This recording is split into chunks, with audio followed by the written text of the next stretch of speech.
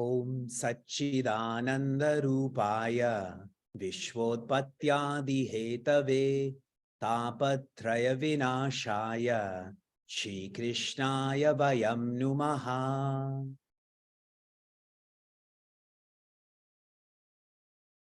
Janmadhyasya yatonvayaditaratascharteshvabhignaswarat Tene Brahmahridaya Adikavaye Muhyanti Yatsuryaha Tejo Vari Mridam Yatha Vinimayo Yatra Trisargo Mrsha Dhamna Svena Sada Nirastakuhakam Satyam Param Dhimahi Dharma Projita Ketavotra Paramo Nirmatsaranam Satam Vedyam Vastava Matra Vastu Shivadam Tapatrayon Mulanam Srimad Bhagavate Mahamunikrite Kim Va Parerishwaraha Sadyo Hridyavarudyatetra Kritibihi Shushrushubistatkshanat.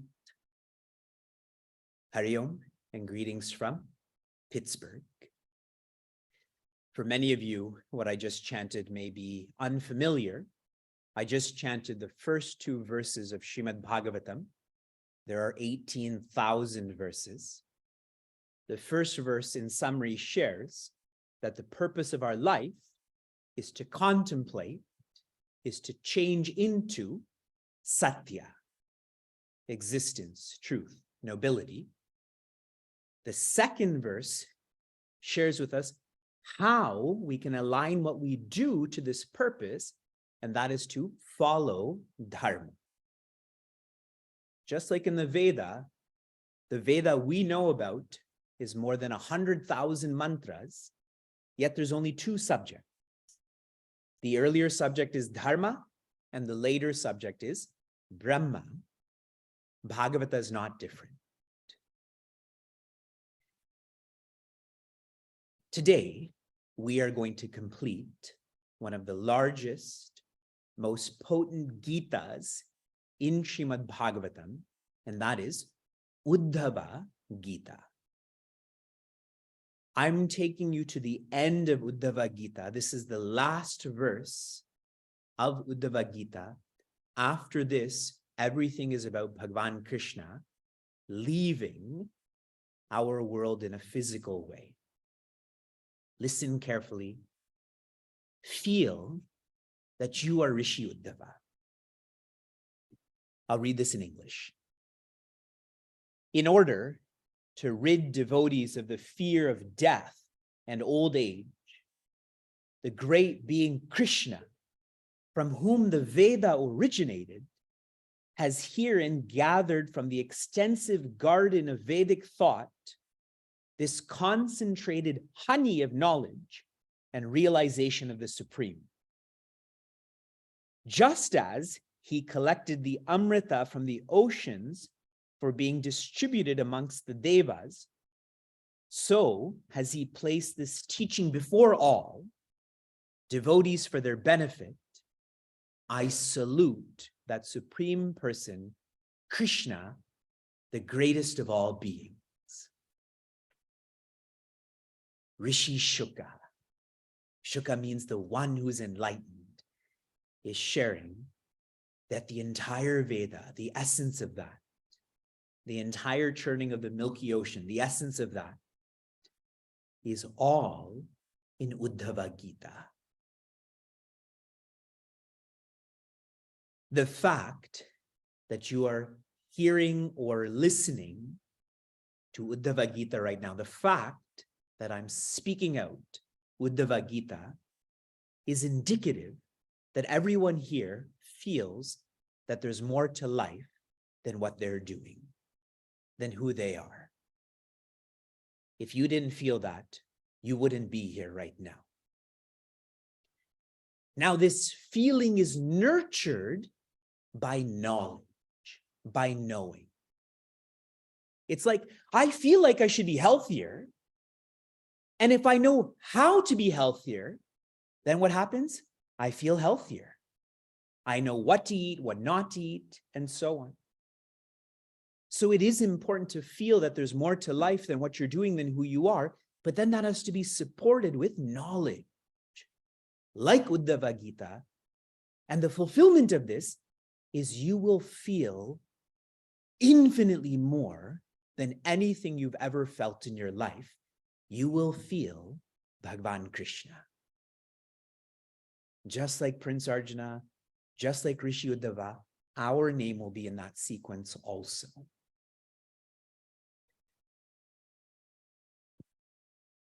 Srimad Bhagavatam is facilitated through a samvada. What's an English word for samvada? Dialogue. Very good. In fact, most of Sanatana Dharma is facilitated by a samvada. The Upanishad is, Ramayana, I told you yesterday, Sri Lakshmana is asking Bhagwan Rama questions and answers. Now, if you think of this technically, the purpose of communication should be to commune. Commune, another word for that is yoga. Another word for that is coming to unity. In reference to Sanatana Dharma, there is a teacher who's communing with the divine and a student who also wants to commune with the divine. And so that teacher becomes the middle person to become the communicator for the divine. Srimad Bhagavatam begins with 6 questions. A student like us is asking a teacher these 6 questions. Number 1, what is the greatest good? Number 2, what is the purpose of avatara? Number 3, what is the performance of avatara? Number 4, what are the passings of avatara? Number 5, what is the play of avatara? Specifically, tell me about the leelas of Bhagavan Krishna. This question is specifically answered in the largest section of Bhagavata, which is the 10th. And the 6th question, which is being answered now. What becomes the home of Dharma? What becomes the home for Bhagavan Krishna when Bhagavan Krishna leaves his name, his form? That's when Kali Yuga begins. That's when selfishness spreads in society. And the answer that Bhagavan is sharing right now, I, the icon of Dharma, become Bhagavata. Live in Bhagavata. And that's why when I found out that here in Pittsburgh, they're exploring Bhagavata, I was so happy about this. Not coincidence. This is Leela. For us to appreciate this. For all of us, this is our 154th hour of Srimad Bhagavata. Today, in the next weeks, we get to see how Uddhava Gita is completed, how Bhagavan Krishna's avatara is completed. So what is the home of Dharma? So don't feel like, where is Dharma? How do I follow it? Bhagavan himself is sharing. It's right here. And for us, this is being shared with us virtually in English. The next way to do this is to mush it up and feed it to you. Some effort has to be put in. Now, these questions are spread out and answered over 12 skandhas or cantos or sections. Here's the theme of each of these skandhas.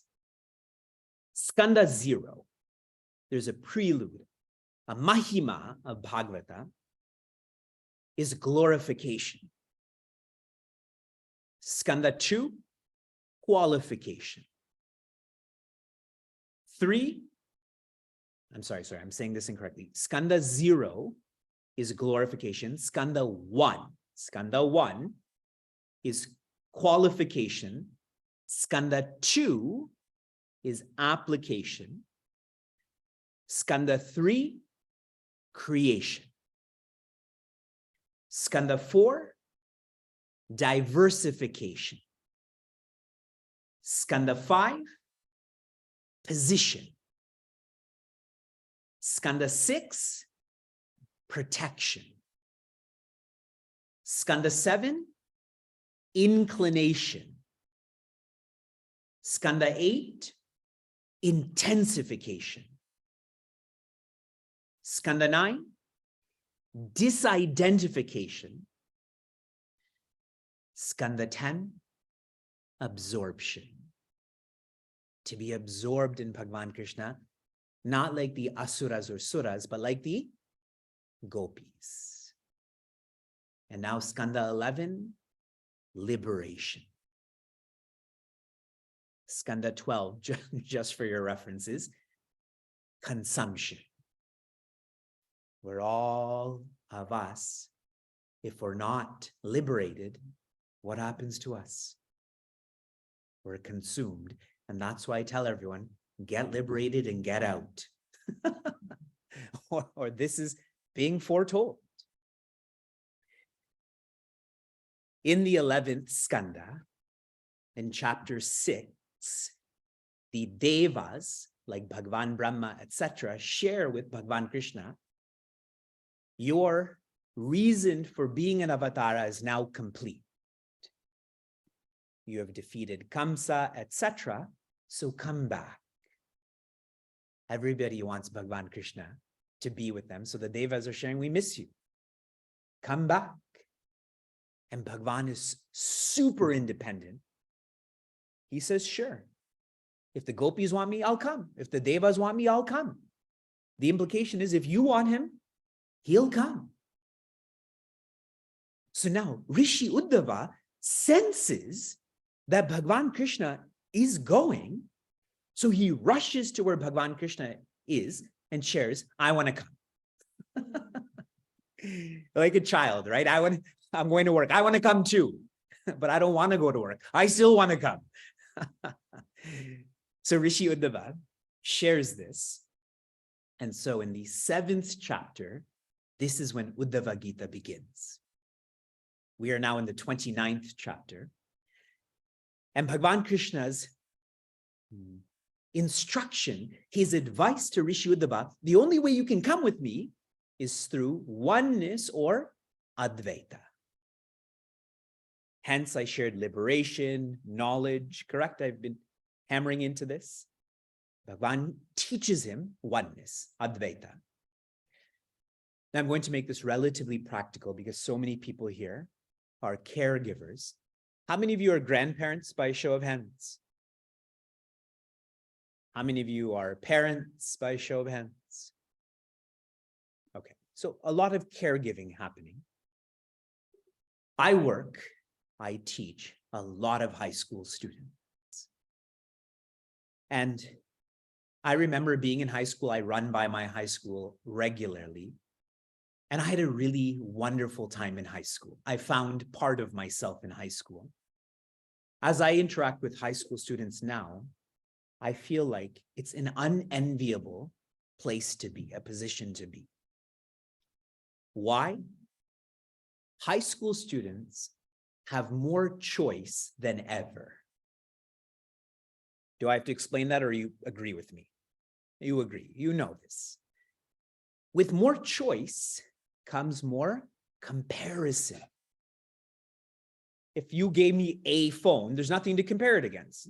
Like, this is my American phone, I have a Canadian phone, so Vivek compares them. This one is heavier, this one is lighter, whatever. With comparison comes competition. Competition, correct? I don't just casually compare these. Then I think, if someone's going to take this phone, take this less good one. Let me keep this better one.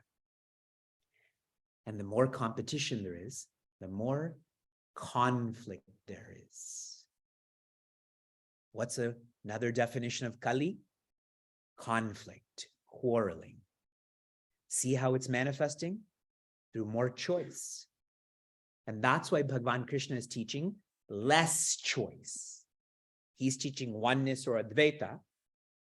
And just because there's a lot of new students here, I will finish the discourse. And then if you have any questions, you can ask at the end. Okay, everyone? Just so there's a flow.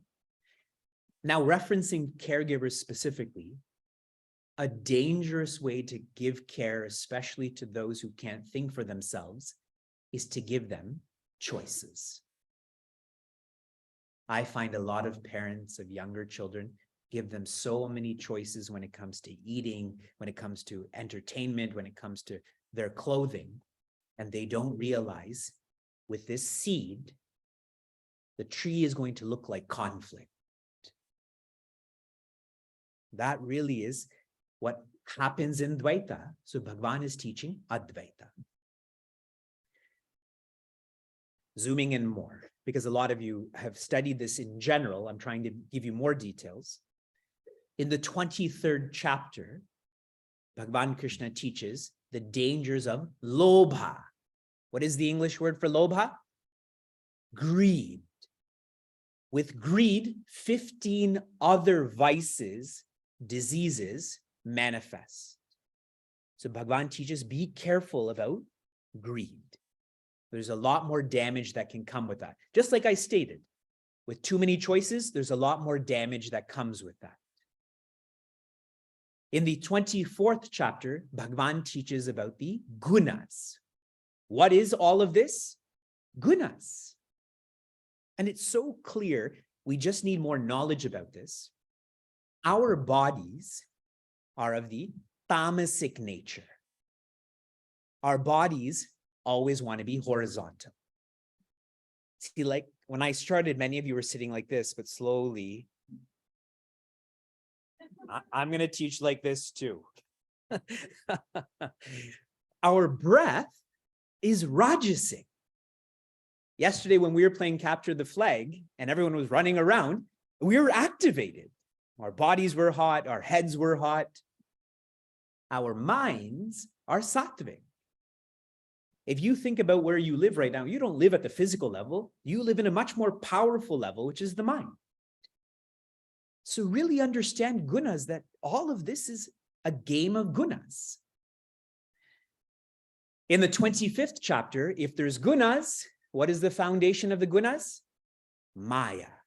The 25th chapter is about Maya. Now this too we study in a very impractical way. Maya means ma, which means not, and yaha, which means is. What does Maya feel like? That I am not happy. What does Maya feel like? Like I don't know how to be happy. Do you all feel Maya sometimes? Maya is very strong at work, correct? Maya is very strong in traffic and winter. So when you feel like you're not happy, when you feel like you can't be happy, that's Maya. Because some people think, I'm not stuck in Maya. But if you reflect on this, I'm very stuck in Maya. The 26th chapter zooms into moha. English word for moha?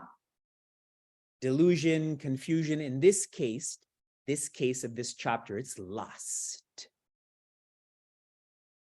When one goes through the news, it's shocking what people do to each other in terms of lust, in terms of the body.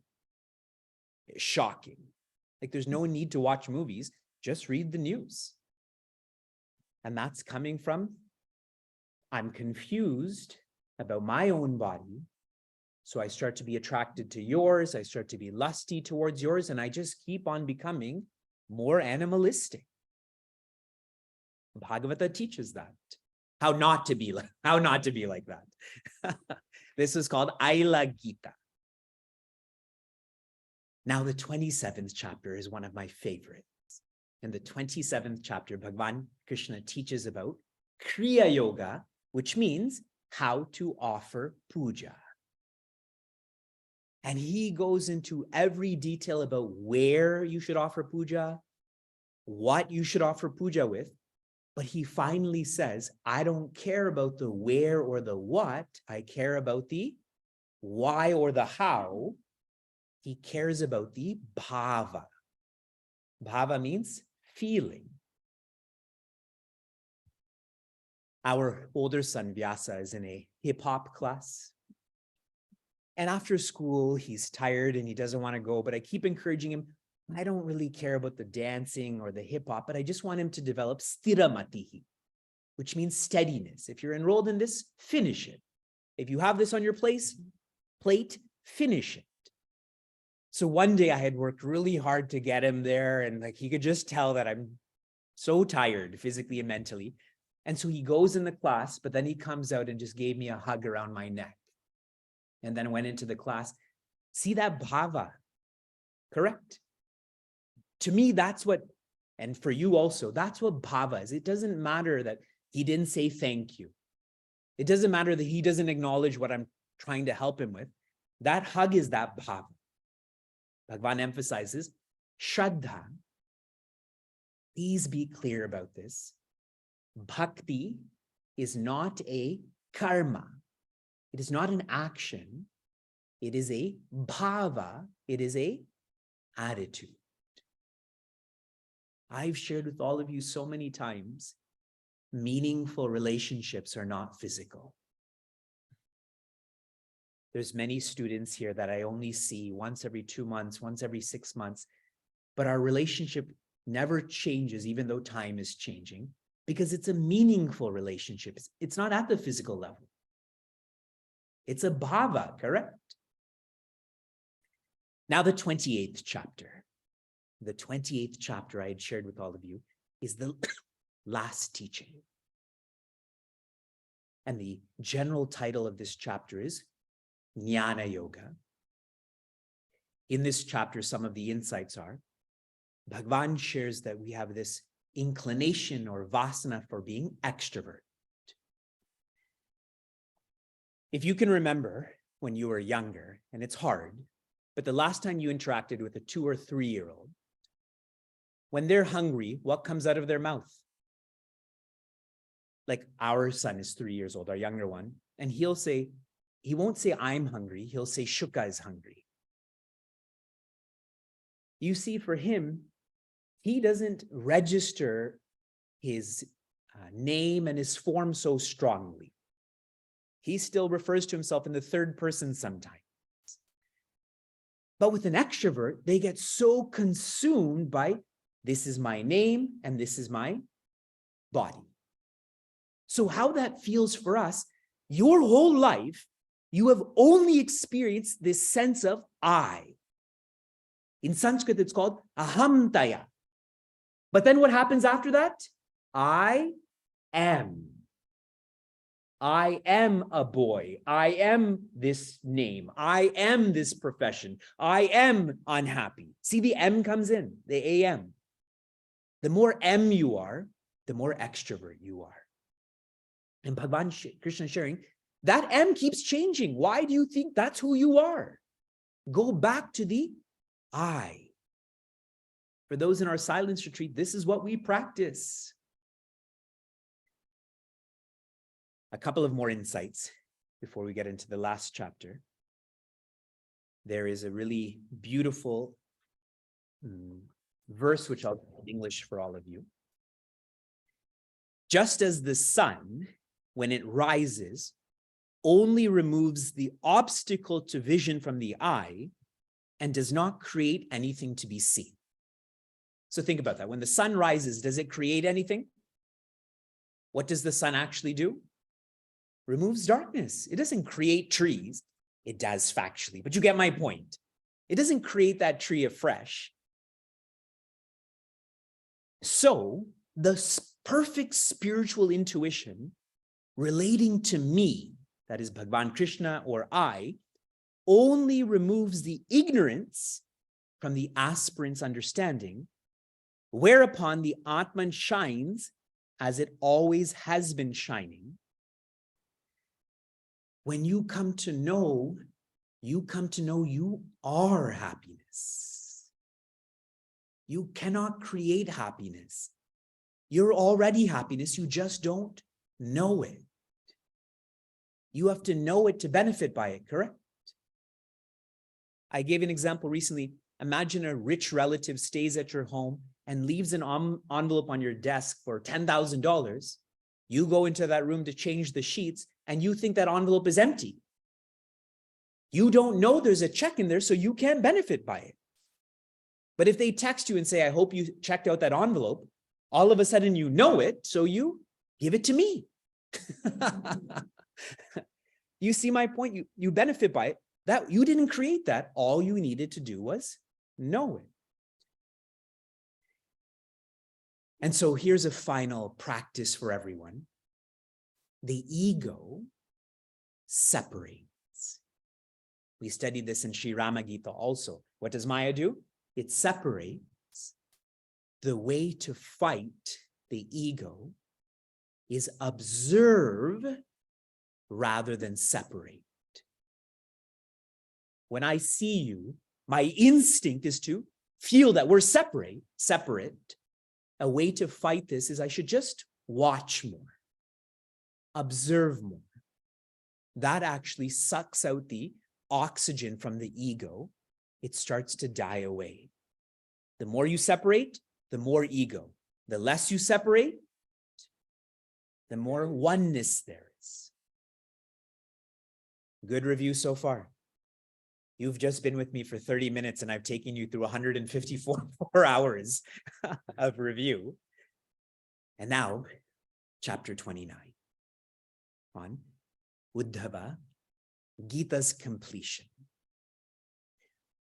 I'm taking us to verse 9, chapter 29, verse 9. Kuryat sarvani karmani madartam shanakei smaran mayarpita manas chittaha madharmatma manoratihi. Bhagavan Krishna shares with Rishi Uddhava. Kuryat, which means do. You have to try to envision this, that Bhagavan Krishna is up here. Rishi Uddhava is collecting his university certificate. This is a valedictory address. Bhagavan Krishna is not going to share anymore after this. Kuryat, do, sarvani karmani, do in all actions. And whenever you see that term sarvani karmani, it means it's not an action, it is an attitude. You breathing to have this attitude, you drinking water to have this attitude. You're doing this for madartam, for Bhagavan. Shanakaihi smaran, to remember this without forgetting. During our workshop this weekend, many people had questions. Even though it was Friday night and Saturday morning, many people had questions about Monday. Because while they're here, while they're in the workshop, so strong, this close from enlightenment. And then Monday comes, and there's that ladder of fall. See, our remembrance is very context-based, correct? Insight in mind. And that's why Bhagavan specifically shares, remember me without forgetting. Remember me, Rishi Uddhava, I'm leaving. You know that and I know that too. Specifically, Mai, which means in me, Arpita, offer, Manaha, Chittaha. Offer your mind and intellect. Offer your thoughts. Mat Dharma, another word for that is Bhagavata Dharma, which really means living for me. What will you start to experience? Atma Manoratihi, your mind will become cheerful. Isn't that what we would all want? How many of you don't want to be happier? Right? Have you ever woken up and you were so happy that you thought, how am I going to carry on today? Like outside, there's a beautiful sign from Puja Swami Chinmaya that says, keep smiling. And in small letters, it says, for me. As in for Bhagavan Krishna. Because many people here are new, what is the greatest gift you can give your parents? Many of you, your parents are alive. And even if your parents are not alive, what is the greatest gift you can give your parents? Please shout it out. Time, independence, staying happy, yes. For them to not have to worry about you.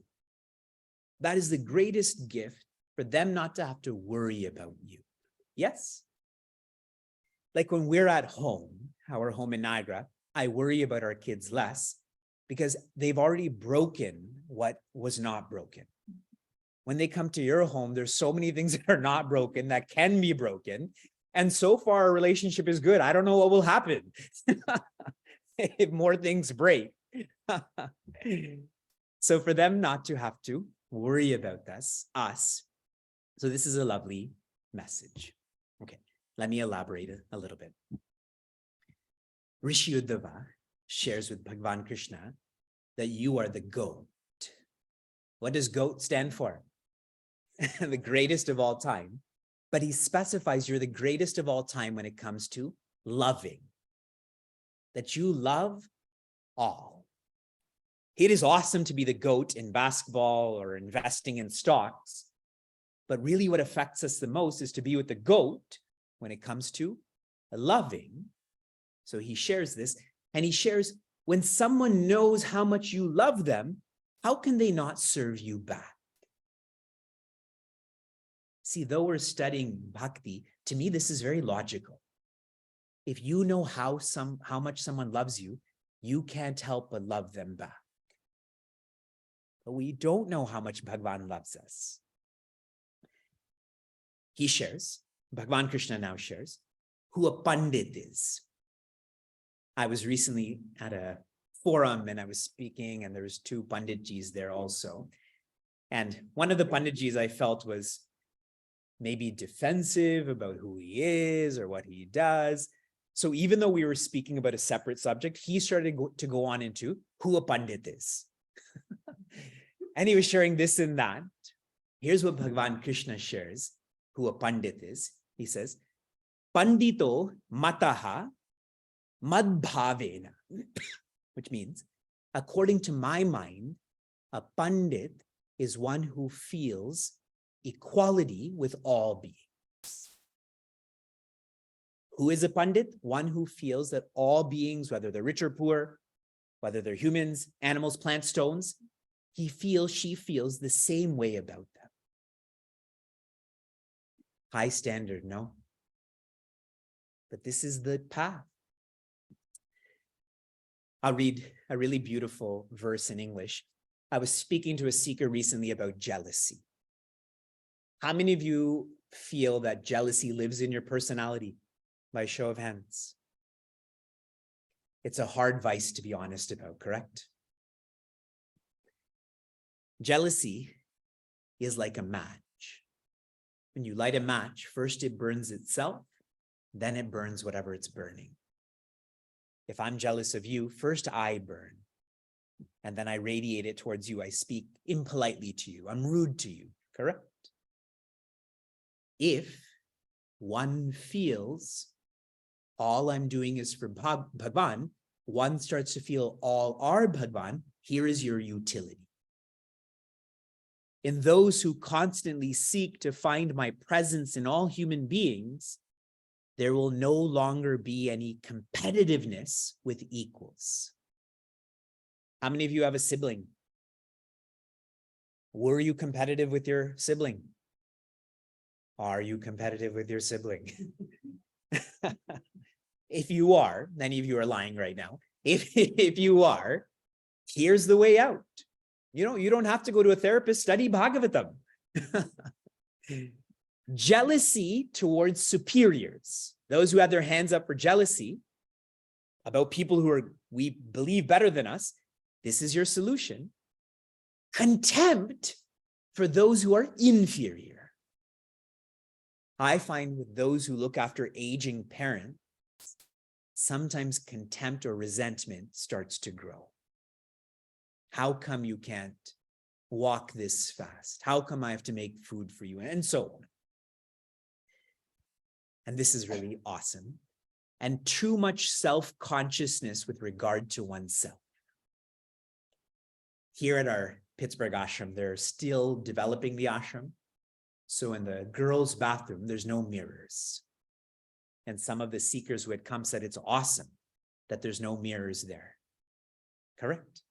When you go to the bathroom to wash your hands, what do? What in the world do you need to look at the mirror for to wash your hands? See, that's the point, is that we have so much consciousness about ourselves.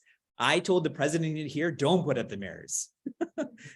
That helps us to practice all of these teachings. Bhagavan Krishna shares, Bhagavata dharma, that is, living for me should be done with your thoughts, words, and actions. And if you do this, there will be no wastage. Suppose I try with you. I try to treat you like Bhagavan Krishna, but I fail. Bhagavan says there is no wastage. You will still evolve.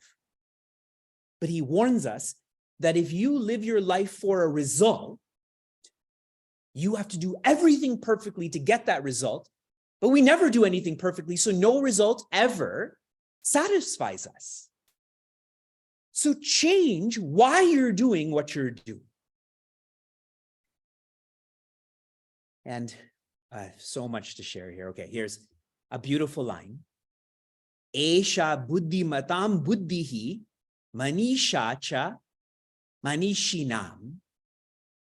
For those who think that they're wise, for those who think that they're knowledgeable, living for me, being me, is the usage or the utility of such wisdom, of such knowledge. I had shared yesterday, what's the point of having a high IQ if you have a low EQ? Suppose you're so intelligent, but you're always angry. What's the point of being intelligent, correct? So Bhagavan shares here also, if you feel that you're wise and knowledgeable, then the best direction for that is to live for me. And Bhagavan shares, those who practice Bhagavata Dharma, they offer me a lamp, but it's not a physical lamp, it's the lamp of knowledge. That is what I want. I don't want a physical lamp. I want a lamp of knowledge. And anyone who shows me this lamp, I give myself to them. Please try to connect the dots here. Rishi Uddhava wants to go with Bhagavan. Bhagavan says, you can only come with me if you feel you're one with me. He's telling Rishi Uddhava, now you're showing me this lamp of knowledge, so I am giving myself to you. I have a little bit more to share, but I'm just going to end our class today with. In verse 29, Bhagavan Krishna looks at Rishi Uddhava. Imagine, please see this, that he's so close to you. He's looking at you in your eyes. He's holding your hands. And he says, O Uddhava, my dear friend, Ativa Priya, have you fully grasped the supreme truth I have explained to you? Is your mind free from grief and delusion? Sounds like Bhagavad Gita, no? And what does Prince Arjuna share at the end of Bhagavad Gita? Nashto moha. I am not confused anymore. But just how much love Bhagavan Krishna has for Rishi Uddhava. He's saying, if you don't understand, I'll stay. I'll make this more clear for you. I won't leave until you come with me. This is surreal bhakti. Rishi Uddhava starts to cry. And cry and cry. He just can't respond to what Bhagavan shares, he's only feeling Bhagavan. And Bhagavan then tells him, I'm going. You go to Badrinath. Go there, leave pleasure, possession, position, and just be with me. And Rishyudava again, his whole life he's looked at Bhagavan, now he knows him. He can't speak, he's just looking more at Bhagavan. And eventually he finds his eyes on his feet, and Bhagavan takes off his padukas and gives it to Rishyudava. And Rishyudava puts those padukas on his head and walks on them, walks with these padukas on his head all the way to Badrinath. I've been to Badrinath, and I'm a relatively younger person. Rishyudava and Bhagavan Krishna are over 100 years old now. Bhagavan Krishna's name and form goes away when he's 125 years old. Nobody here is that old. But the whole time he was just feeling, Bhagavan is on me, Bhagavan is in me. And that's the end of Uddhava Gita. And Rishi Shuka says, like I started with, this is a life-saving knowledge. Are you saved? Oh.